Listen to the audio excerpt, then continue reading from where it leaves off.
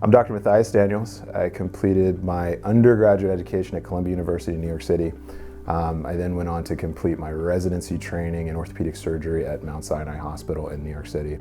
Some of my interest in medicine actually started quite early.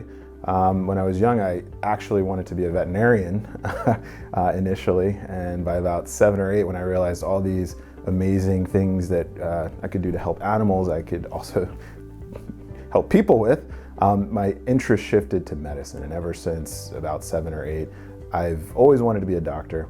I had a lot of influence early on from providers in the medical field. A good family friend, Dr. Fobia, is a general surgeon still at the University of Pennsylvania. But the first surgery I actually assisted on was my youngest brother, Joshua. He cut his finger at a baseball game, and I actually assisted Dr. Fobia in stitching him up. And ever since that initial experience, I decided that's exactly what I wanted to do to become a surgeon. So most of my training was completed on the East Coast in New York City, and then my extensive spine training in Seattle.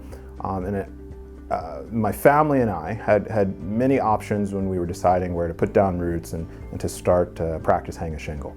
And throughout that process of finding the ideal practice fit, we explored many options, East Coast, West Coast, big city, small city. And after our visit to Visalia, something here caught us. We enjoy spending a lot of time outdoors. Whenever we're not working, we're outdoors doing something, whether that's hiking or fishing or camping or at the beach.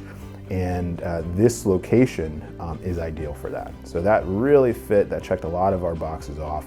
And then the people here really struck us. Again, we did a very extensive search, and we really could not find a community. We did not encounter a community like the one that's here in Visalia. Everyone's been quite welcoming over my first year in practice here, and I'm very thankful for that.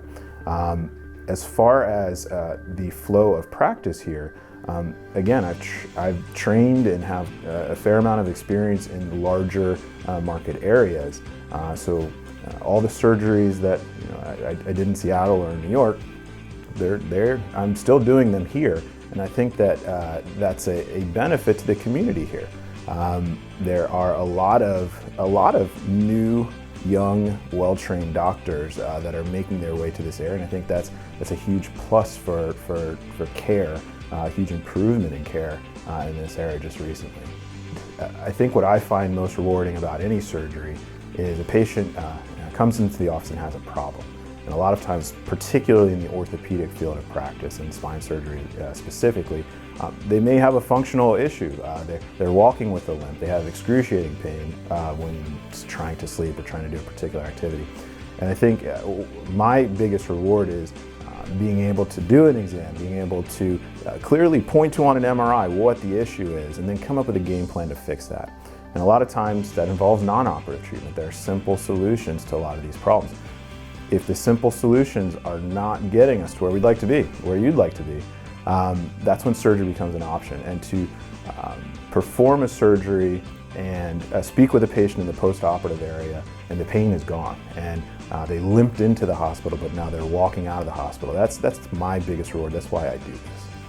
I think what's unique about my practice, and it may be a reflection on the spine subspecialty, is that there's quite a bit of overlap between a neck problem or a back problem and, say, a shoulder problem or a hip or knee or foot problem. So when patients come in to see me, I really have to zoom out a bit and avoid being myopic and look at the patient as a whole. Is this a rotator cuff problem? Is this a pinched nerve in the neck? Are there both things going on? And I think some surgeons are, say, shoulder specialists or knee specialists. If there's not a problem with the shoulder, there's not much they can offer. But with the combination of my general orthopedic background, which I still have an active general orthopedic practice, and then my spine subspecialty, I can burn the candle at both ends. I can find the problem and treat the problem, whether it's a shoulder problem or a neck problem or both.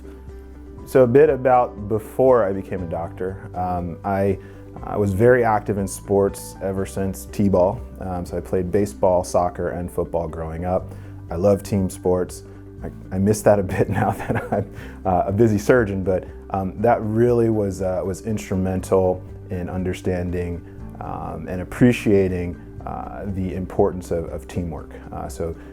Surgeons do the operation, but it's a whole team that is responsible and necessary for good patient care. And I think the teamwork that I've been a part of at Cahuilla Delta and some of the other hospitals that I work at is outstanding, second to none. So that is a piece that I do want to emphasize. There's a whole team taking care of my patients, and they're vital, just as vital as the surgery being performed. And I've had nothing but good experiences at the facilities where I am here in Visalia. So in my practice, I try very hard to actively listen to patients. I find that the less I talk and the more the patient conveys to me, the better the care. And in doing that, I'm able to really encapture everything going on with the patient. I think everything's related. What may be going on in your back is also related to your ability to work. And ability to work leads to all kinds of other issues, whether it be medical or otherwise. So I think taking the patient as a whole is critical to coming up with a game plan for care that's going to be effective and efficient. As I said before, being a spine surgeon, there's quite a bit of overlap between, say, a joint problem and a nerve problem.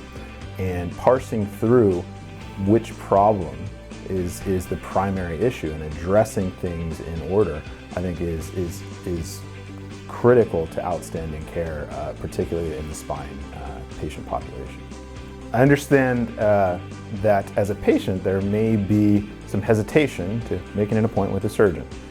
Surgery can be scary, it can be risky, it can be ineffective. I am a surgeon, but surgery is almost never the topic of discussion when we first meet. I think what's most critical is identifying what the problem is and then discussing what the options are. And the reality is, the vast majority of the time, non-surgical treatments are the treatment of choice.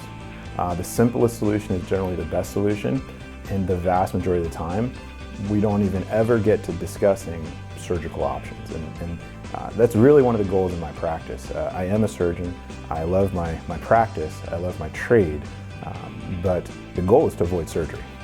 If we can get you back to the functional status that you desire without surgery, that's the route we go. And I do understand the hesitation with coming to see a surgeon, but just because it says surgeon on the door does not mean that will be the direction that things go.